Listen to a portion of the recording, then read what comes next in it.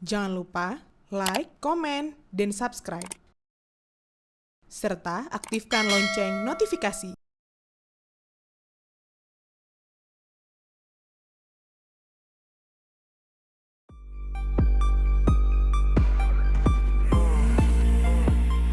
Malam di kota Idi, Kabupaten Aceh Timur, Provinsi Aceh, tak selalu ramai. Kadang yang terdengar hanya suara sepeda motor yang melintas, televisi dari rumah penduduk, serta percakapan warga yang mendadak berhenti ketika satu nama disebut terlalu lirih. Ya, Hamdani.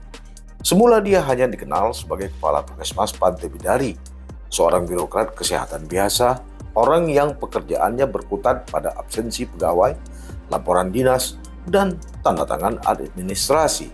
Tapi beberapa bulan terakhir, namanya perlahan muncul di tengah pusaran konflik rumah tangga yang menyeret seorang bidan, seorang mantan suami, dan nama Bupati Aceh Timur Iskandar Usman Al-Faraki. Semua bermula dari rumah tangga Muhammad Alan dan Mutia Sari. Alan merasa ada yang berubah pada istrinya. Perjalanan dinas yang semakin sering, telepon yang dijawab singkat, dan kepulangan yang kadang melewati malam. Namun satu perjalanan menurut Alan terasa berbeda. November 2025. Malam itu, satu surat tugas datang ke rumah mereka. Alan mengaku Hamdani sendiri yang mengantarkan dokumen tersebut. Bersama surat itu, ada uang perjalanan dinas. Alan tak sempat membaca isi surat. Katanya dokumen langsung disimpan. Belakangan ia mengetahui itu adalah surat tugas dan surat perjalanan dinas. Di dalam dokumen tersebut, nama Mutia Sari dan seorang pegawai lain bernama Rahmia tercatat melakukan perjalanan dinas ke Dinas Kesehatan DKI Jakarta. Dan di atas surat itu ada tanda tangan Hamdani. Awalnya semua tampak biasa, karena dalam birokrasi pemerintahan, perjalanan dinas adalah hal rutin. Pegawai pergi, menginap di hotel, lalu pulang membawa laporan. Tapi bagi Alan ada sesuatu yang terasa tidak wajar. Ia mulai curiga perjalanan itu bukan semata urusan kantor. Kecurigaan itu tumbuh pelan-pelan dari sikap istrinya, dari pesan yang dihapus, dan dari satu nama yang mulai sering muncul dalam pikirannya, Iskandar Usman Al-Faraki, Bupati Kabupaten Aceh Timur. Alan mengaku pernah menelpon istrinya ketika Mutia sedang di Banda Aceh dan menginap pada satu hotel di pusat kota. Malam itu ia berkata, "Ada Iskandar di Banda Aceh. Kau jangan aneh-aneh." Menurut Alan, jawaban Mutia saat itu hanya singkat, "Oh iya?" 3 hari kemudian, Mutia pulang menggunakan mobil travel. Alan lalu bertanya kepada supir, di mana ia menjemput istrinya. Supir tadi menjawab, di hotel. Malam itu, rumah tangga mereka sontak berubah. Alan mengaku bertanya langsung kepada istrinya, apakah pernah terjadi hubungan badan dengan Iskandar Usman Al-Faraki? Dan menurut pengakuannya, Mutia menjawab pendek, iya. Tapi tidak ada rekaman, tidak ada saksi. Hanya pengakuan yang kemudian menjadi dasar keyakinan Alan bahwa ada hubungan khusus di balik berbagai perjalanan dinas itu. Namun cerita belum berhenti di sana, karena pada Februari 2026, Alan mengaku kembali menemukan percakapan WhatsApp antara Mutia dan Hamdani.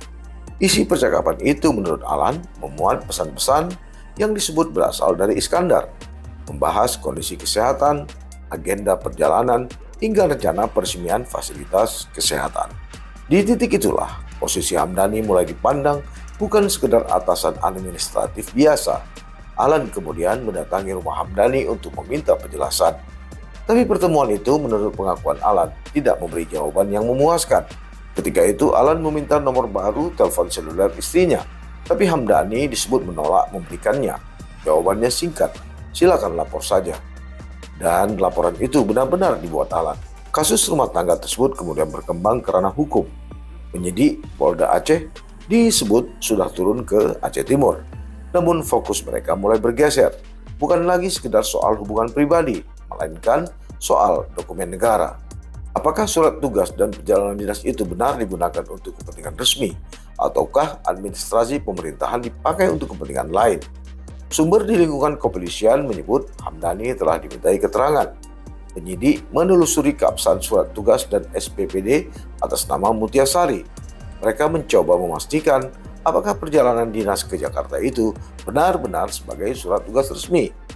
Di sisi lain, kuasa hukum Alan dari Yayasan Advokasi Rakyat Aceh Perwakilan Langsa juga mulai bergerak. Mereka mengirim surat klarifikasi resmi ke Dinas Kesehatan DKI Jakarta. Tujuannya sederhana, untuk memastikan apakah Mutiasari dan Rahmia benar pernah menjalankan tugas kedinasan sebagaimana tertulis dalam dokumen tersebut. Karena bila dokumen itu ternyata tidak sah atau digunakan di luar kepentingan dinas, maka perkara ini bisa berkembang lebih jauh. Bukan lagi sekedar konflik rumah tangga, melainkan dugaan penyalahgunaan administrasi pemerintahan. Sementara itu di Pantai Bidari, kabar terus berkembang. Sejumlah warga mengaku Hamdani jarang terlihat di kantor sejak pemeriksaan dilakukan. Tapi hingga kini Hamdani belum memberikan penjelasan terbuka. Pesan konfirmasi wartawan Modus Aceh.co hingga kini juga belum dijawab. Sedangkan Iskandar Usman Al-Faraki tetap membantah seluruh tuduhan yang diarahkan kepadanya. Ia menyebut semua tuduhan itu tidak benar dan tidak mendasar. Kini, rakyat Aceh Timur berada di tengah dua versi cerita yang berbeda. Versi pertama, seorang mantan suami yang merasa rumah tangganya dihancurkan oleh relasi kuasa. Dan versi kedua, para pihak yang membantah semua tuduhan. Namun di tengah kabut informasi itu, satu hal yang mulai terlihat jelas. Kini, nama Hamdani memang sulit dipisahkan dari rangkaian cerita yang menyeret rumah tangga, birokrasi kesehatan, dan lingkaran kekuasaan di Aceh Timur. Alamak.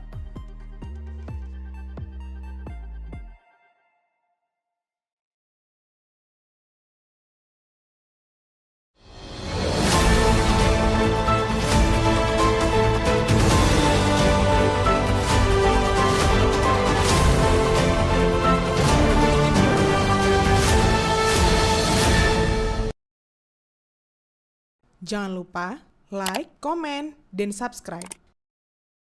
Serta aktifkan lonceng notifikasi.